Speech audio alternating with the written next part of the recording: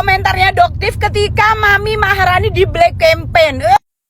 Ya buat bajar, dengerin telinganya disiapin yang baik. Dah, fitnah aja terus gapor loh.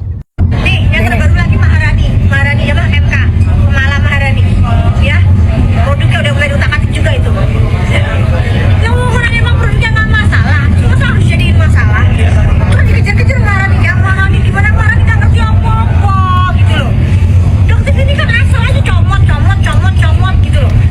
Kayak Maharani yang dikejar, kasihan loh, kalian ini nggak kasihan, orang lurus dikejar. Jadi dokter itu gini loh, orang yang bener, ya itu bergabung dengan dokter semua tuh senang, ya. Tapi kalau orang nakal, stres pasti ya. Pasti dokter. Karena dokter makanya dimainin apa tuh, gitu loh. Tapi kalau yang bener seneng sama dokter, oh iya ini produknya saya masalah sih. Udah ya bujer. Ya Allah, kayak kagak punya kerjaan. Minimal kalau fitnah yang bener dikit. Oh ya Mbak yang komentar itu ya katanya Aji suaminya Maharani Kemala kena KPK.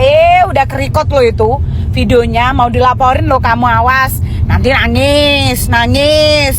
Oh lantam banget ngomong kagak ada datanya.